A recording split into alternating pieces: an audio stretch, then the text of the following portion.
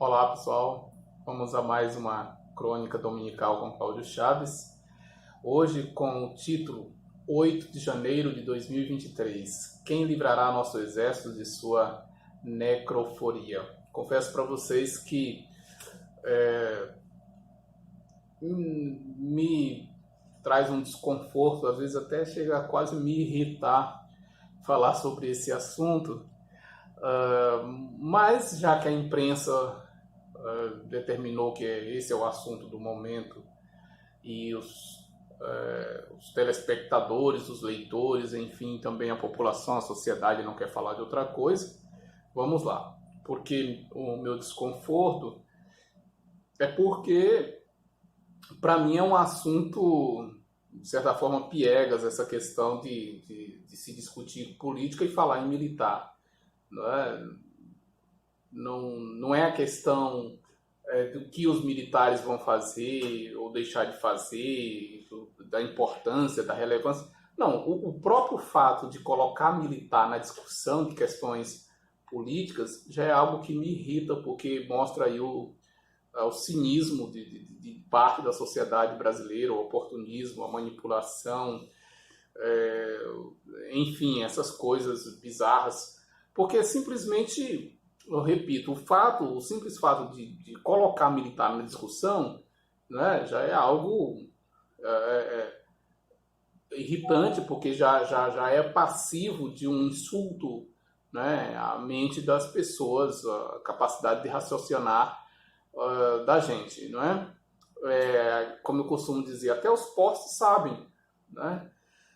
Militar não se filia a partido político, militar não se candidata, militar da ativa, né?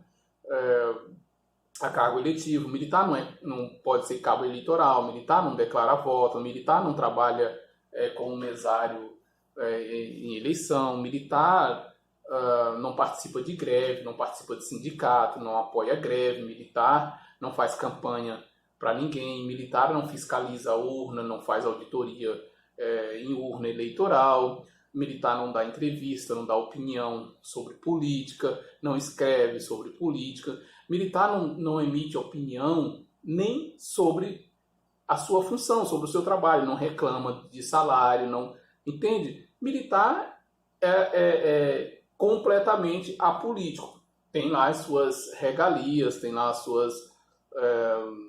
sua logística, enfim, né?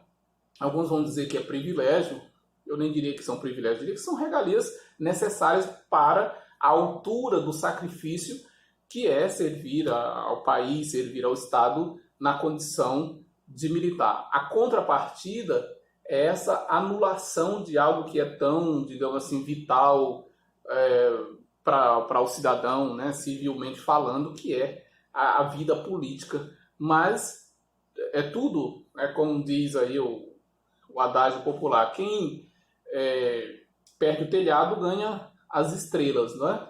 Então é uma troca, né? O bônus e o ônus. O bônus é que você vai ter uma carreira, né, de Estado, um salário bom, estável e uma série de outros direitos, né? Volto a dizer, eu não considero como privilégios, são direitos necessários, justos para a carreira, para a função que exerce.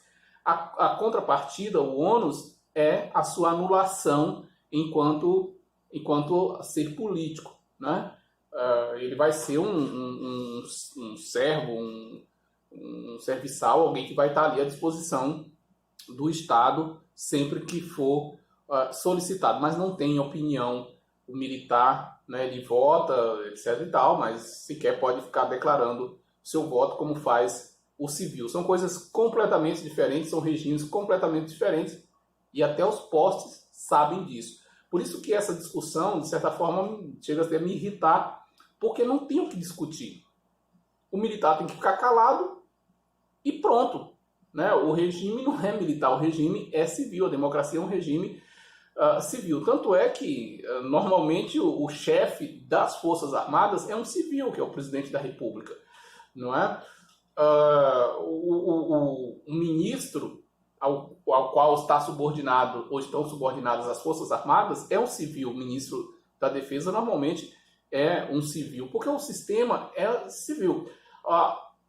Essa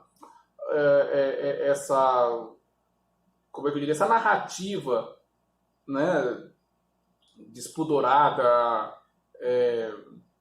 golpista, bizarra, sem sentido algum, né, ficcional, né, sei lá, essa coisa anômica que inventaram nos últimos anos,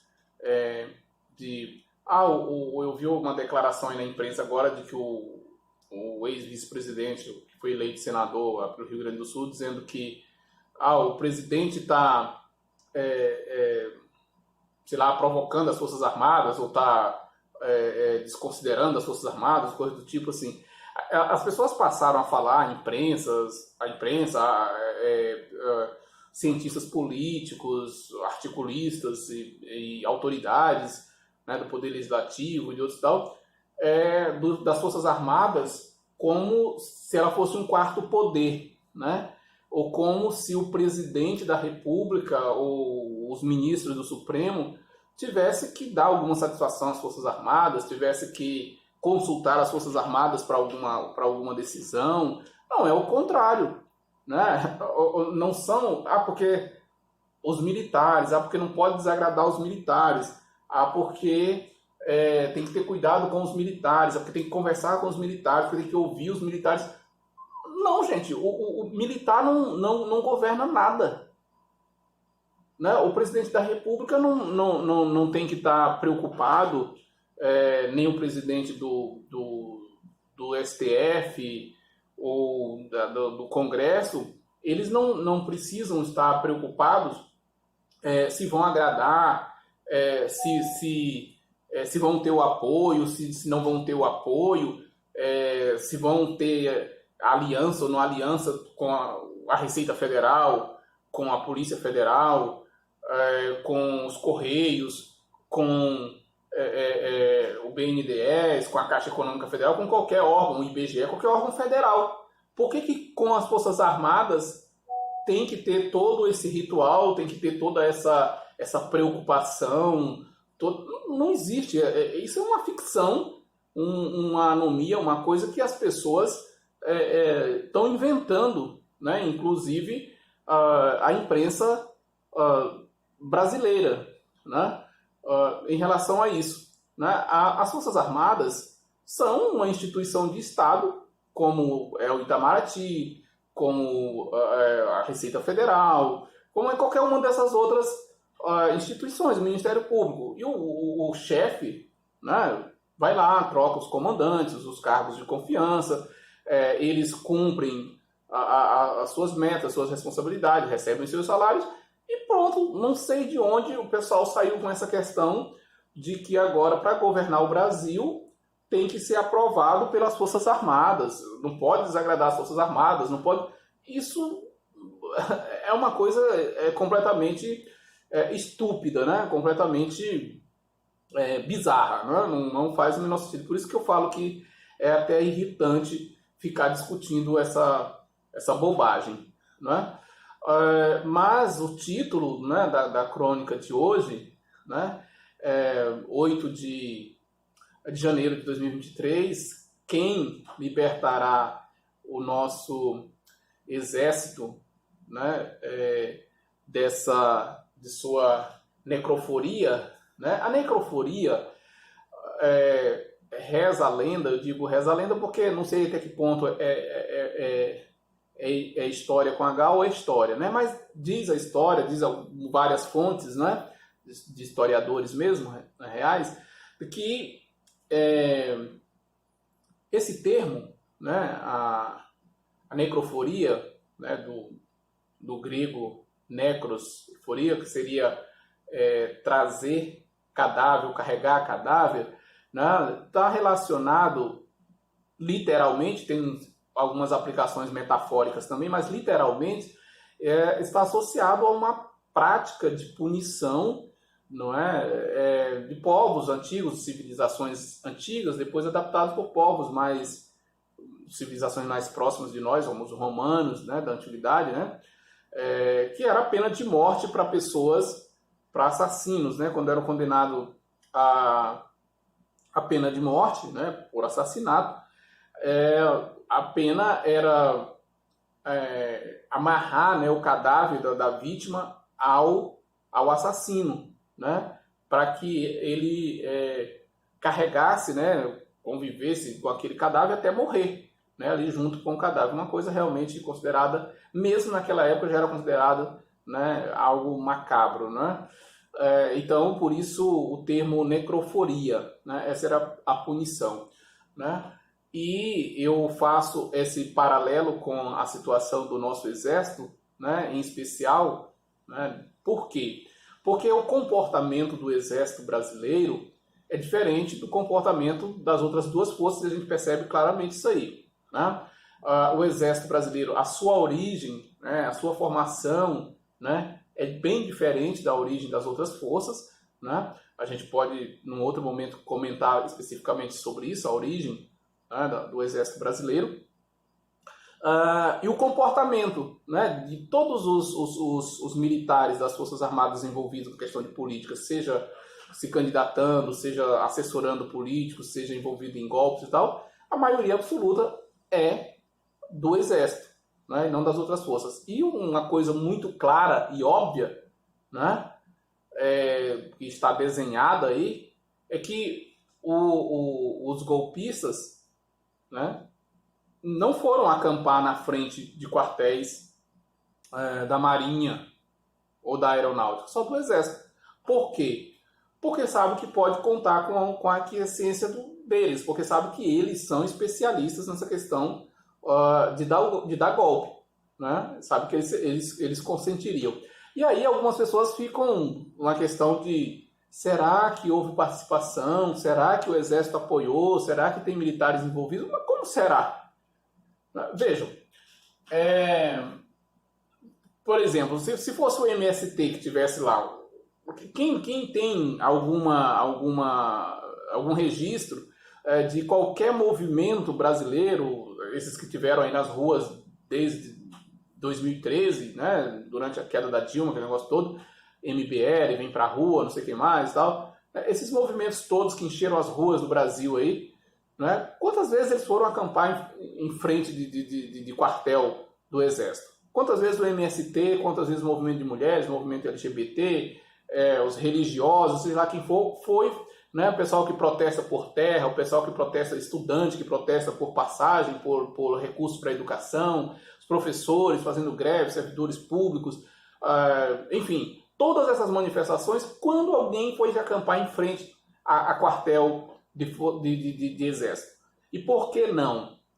Porque a função do exército é muito clara, né? Ele é chamado em caso de guerra ou de catástrofe, ele é convocado para auxiliar, para prestar socorro, ajuda humanitária, médicos, né? Questão de remoção de pessoas, restauração de estradas, pontes, essas coisas, né? Levar remédios e tal, nesse tipo, né? Agora, qualquer outra reivindicação, o fórum para discutir isso, ou a justiça, ou o Congresso, ou o Poder Executivo. O Exército não é um poder. E aí as pessoas foram para lá, se acamparam à frente do Exército, para quê? Para protestar contra, né, o principal pilar, né, da democracia, que é a alternância de poder, contra o resultado de uma eleição legítima, que não tem nenhuma contestação plausível, não é? Foi para lá para impedir a posse de um presidente eleito e para exigir intervenção militar o tempo todo, e o Exército aprovando, e o Exército concordando e impedindo, né, que tirasse os manifestantes de lá, etc. Então é óbvio que há uma complacência, uma conivência, né, com essa atitude. Ali não estão as digitais do Exército brasileiro, ali estão da fotografia estampada mesmo, não é? Então a questão é o seguinte, né?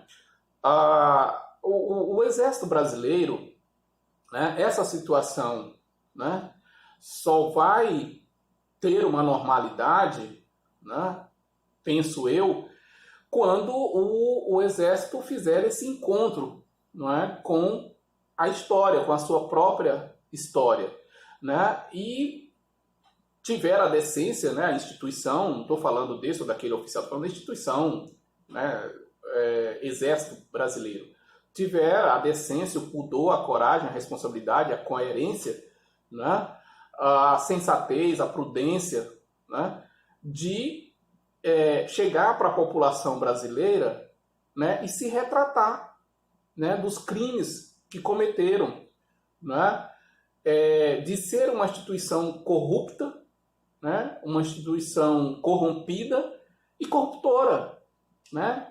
Em que sentido o Exército Brasileiro é uma das instituições mais corruptas do Brasil? Eu falo isso sem nenhuma paixão, sem nenhuma vontade de ofender, de agredir ninguém, e sem correr risco de estar sendo leviano ou temerário. O Exército Brasileiro é uma das instituições mais corruptas, né, e mais corruptoras do Brasil, né, à medida em que ele se permite, né, a politização, né, a ser uma instituição politizada, né, no sentido de se envolver no processo político partidário. Eu costumo dizer que o Exército Brasileiro é o mais antigo partido político do Brasil, né? Ele é anterior à independência do Brasil, né? E ele sempre age muito mais como uma instituição político-partidária do que como uma instituição de Estado que deve se manter neutra, isenta nessa questão política, né? Sempre agiu assim. Então, quando eu falo da questão da corrupção, é nesse sentido, né? Ele se corrompe, né, na medida em que é uma instituição de Estado para ser neutra, e ele então se envolve no processo político eleitoral, como ele sempre fez. Então, é nesse sentido. Então, quem é que pode libertar, né, o Exército de sua necroforia, ou seja, dessa dívida que ele tem com a sociedade brasileira, esse cadáver que ele carrega e que o incomoda sempre? O próprio Exército, né, chegando para a população, fazendo essa retratação e a partir daí se colocando como tem que ser, como está na Constituição, como uma instituição de garantia da soberania, né, de repelir as ameaças externas, né, de proteger as fronteiras, né, e de assistir a população em caso de catástrofes humanitárias, naturais, de alguma forma, quando for evidentemente acionado, e não ficar se envolvendo em política partidária, né, motivando, fomentando, aquecendo golpes, ou evidentemente construindo, participando, apoiando esses golpes, né? Então é isso. E aí o que a gente percebe é que isso incomoda muito o Exército Brasileiro, né? E sempre que um grupo de pessoas ou instituições, seja lá o que for, ameaça trazer isso à tona, ameaça trazer isso, colocar essas cartas na mesa e vamos dizer assim, desvelar, mostrar quem realmente é o Exército Brasileiro, o que eles fizeram, né? E chamá-los à cobrança do encontro, fazer esse encontro com a história, né? Eles saem com essas ameaças, né? É sempre isso que acontece. Se junta com uma elite escravocrata, né, brasileira, que tem a mentalidade escravocrata, né, autocrata, né, que não suporta ver a questão da justiça social, que não suporta ver a questão da democracia e etc. e tal, e então eles começam a ameaçar, né, os governantes, começam a ameaçar as instituições, né, de secessão de direitos, de intervenção nas liberdades, né, e etc, e etc. Então, quem pode, né, livrar, né, libertar o Exército Brasileiro, né, da sua necroforia, ou seja, de carregar esse cadáver que tanto o incomoda, que é o seu passado, só o próprio Exército tomando, né, a sua posição e se colocando realmente como uma instituição de Estado neutra que ele é, de acordo com a Constituição. É o que tínhamos para hoje e até um próximo momento com mais uma crônica dominical ou uma outra participação aqui no canal do Cláudio Chaves. Obrigado e até mais.